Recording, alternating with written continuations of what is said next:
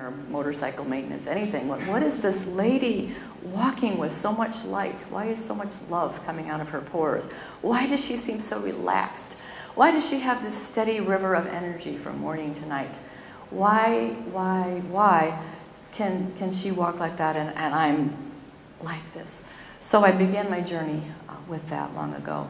And in the 22 years since then, I feel like I've taught literally 1 gazillion small workshops and have shared this work in a few different countries, and most recently in Kuwait only 2 weeks ago to a Muslim audience. And what I've learned again and again and again is that we all ache for freedom. And we all have the stuff that we have to shed. And Eckhart Tolle, in his work, he refers to the pain body. He says that we all have this subtle body that's carrying with us the debris from unhealed experiences, from childhood or from later traumas or losses. That we have this kind of shadow that walks behind us, and it gets triggered by certain things. And that we can be really feeling connected and fine and in touch with our vision one day, but something triggers that pain body, and suddenly you feel that loneliness or that rage or that isolation or that resentment. And resentments are like low-grade toxic crud in your body. Amen? You know what that feels like? Resentment feels like it's not good for us. And in recent years, there's been an explosion of scientific and psychological research that says what we've always known intuitively. There are now, since 1997, when there was 50 studies about emotional issues and disease and forgiveness and stuff, since 1997, there are now suddenly 4,000 new studies about that toxic emotions are at the root of stress-related diseases in many cases, and that forgiveness reduces stress and improves our health. And so we have now the science that says what the great teachers have been trying to tell us for millennium.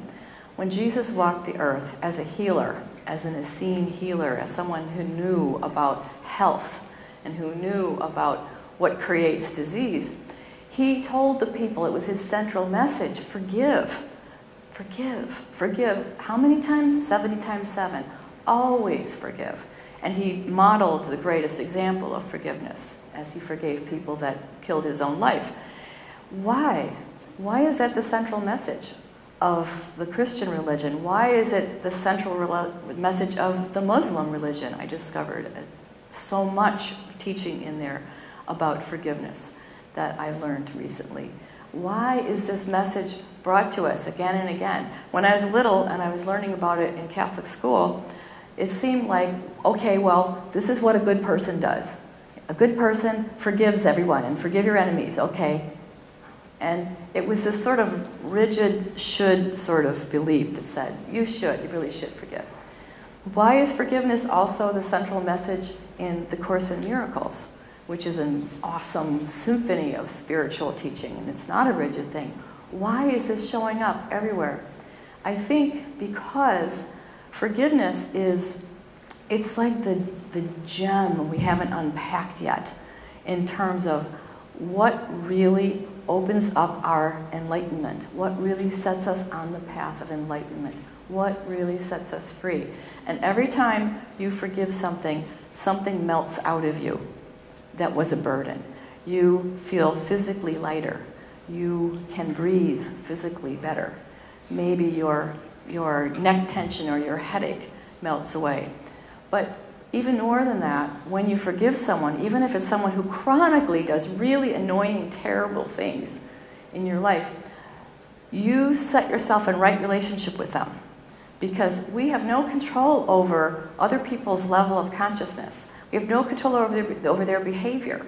We can't make them mature. We can't make them sane.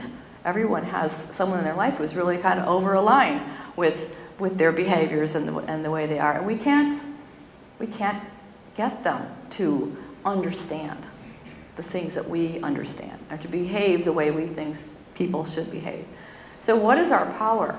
Always, our power is right here in our hand, this jewel we haven't opened yet, which is the gift of forgiveness. The gift that says, I have the power to dissolve this impact of your behavior out of my space. I have the power to release this hurt that maybe felt like a knife to my heart or a punch to my stomach, something that happened with another person. I have the power to release that spiritual bruise, to heal it, because I know how to forgive. So what I've learned in forgiving so many things, and I have to say that for a while I was wondering if I was cursed, because I was Calamity Jane or something, because it seemed like about every year and a half something really awful happened to me. Some kind of a loss, and just examples, every year and a half, some big health thing that would come along for me. Or the time that our family business failed and we had to declare bankruptcy, and my husband's health failed and he suffered with pain, chronic pain for years and years. The time I lost a baby halfway through a pregnancy, pretty big fat miscarriage, a couple of those. The time that my house was flooded. We came home from a trip and we're planning all these nice activities in the fall, and instead of get home and the house is flooded. We have to move out now. Next week, we have to live somewhere else. There's just things that come along that are very lifey.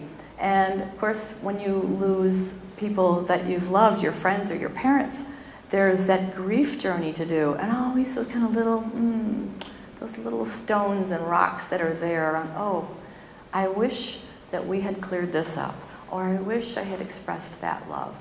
I wish I could forgive myself for not really being who I want to be with this person. So there's always plenty of fodder for needing to let go of an expectation that's causing us to suffer. So that's the bottom line, rubber hits the road definition of forgiveness that I use, and it's the act of the refreshing experience of releasing an expectation that is causing you to suffer. Releasing an expectation is causing us to suffer because we have the expectation in our mind of how we thought it was going to be, who we thought they were, how it was going to go, where I would have been by now. We have expectations that we're attached to in our minds that cause this suffering. Forgiveness is also dissolving a stagnant block of energy inside our body and inside our energy system that's like a boulder stuck in a stream. Our energy, our vitality is supposed to run in us like happy little rivers, like the chi running in the rivers of the Chinese meridians, or like the whirlpools of energy spinning in the chakra system. Our energy is supposed to be moving and streaming. And when we get hurt or resentful or angry and close down around it and don't forgive, there's a little rock or a big rock that's plugging up that stream of life. And when that happens to us, we fall out of harmony with life. We fall out of harmony and life starts going clunk, bump. And one of the ways I always discover that I'm angry about something, because in my household when we were growing up, nobody could be angry. You could be sad, that was acceptable. You couldn't be happy, that wasn't too acceptable. What are you so happy about? But you could be sad, you couldn't be angry. So when I find out sometimes that I'm angry because clunk, bump, I'm falling out of harmony with life. I'm banging my elbow, I'm dropping my cup of tea on the floor, I'm bumping my head on the stairwell that I walk up every single day, and I find myself going, oh, ow, ow, no, no. And I start expressing this frustration. This is like a frustration in me, and then I trace my day back and think, oh, I know what happened. I got mad at so-and-so earlier today, and I didn't really deal with it. Now I have to deal with it. Because if I don't deal with my angers and resentments, they keep me stumbling along. So there's a way to go back in there and process that experience, comb that experience free of its knots, and then allow yourself to move forward. So the reason that Jesus and all the masters have said, forgive, seriously guys, forgive, it doesn't have to be that hard, is because they were trying to help us be in the stream of grace and support that exists in the universe. And if you're plugged up with hurts and resentments from the past or the present, you are not in the current of that stream. You are in the side waters. You are caught in the weeds on the side. Do you know what I'm saying when I talk about this?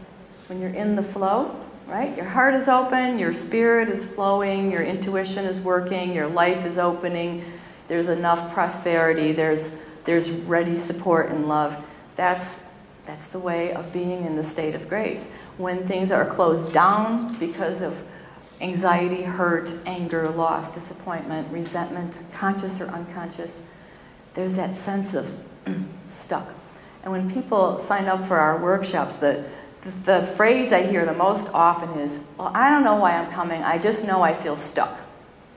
I want to learn forgiveness, I guess, but really I know I feel really stuck. And that tells me, yeah, you do need to learn forgiveness. When we're stuck, there's something that we are not in harmony with, and that by practicing this, we will get there. So I want to just read a couple more thoughts about that from my book, and then I will talk more about the process. I have out at the table today some flyers for my next workshop, which is March 9th to 11th in St. Paul. And just help yourself to that if you're feeling like, yeah, I want to do that thing. I want to experience that.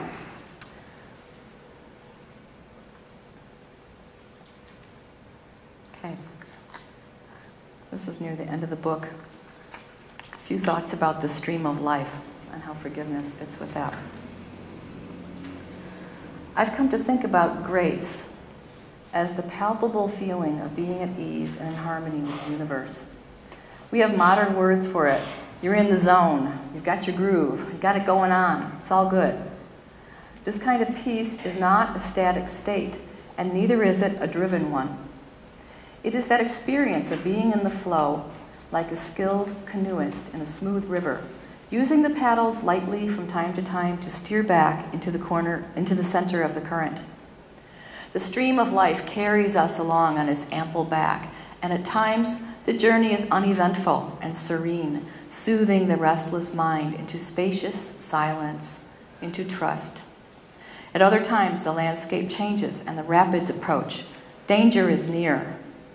Yet the traveler remains relaxed and attentive, working with the elements and utilizing their strength and knowledge. This is peace in action. This is what living the path of unconditional forgiveness is about.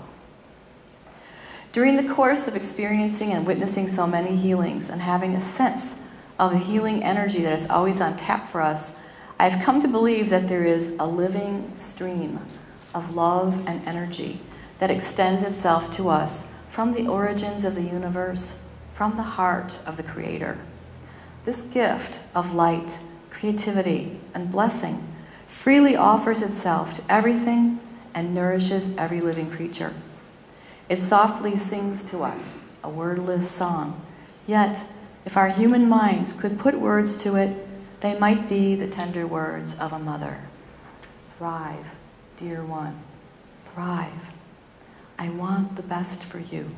And look, right here, I've brought you just what you need now. Receive it, please. I love you so. Like canoeing well through the rapids of a river, or any task requiring some skill, you learn how to live in harmony with the universe from other people who have mastered it. In Eastern understanding, you learn through your relationship with the Guru. The word guru, or darkness, light, is often misunderstood, but it refers to the formless force of teaching and illumination that kindles us awake and brings us out of darkness into light. It can manifest as another human being who inspires you, like your wise grandma, your serene AA sponsor, or the spiritual master, like Jesus. But perhaps you experience it in the resolute and life-affirming stance of your favorite tree or rock, ancient and knowing. You always experience it in the moment of forgiveness. The moment of forgiveness lets the light in and shows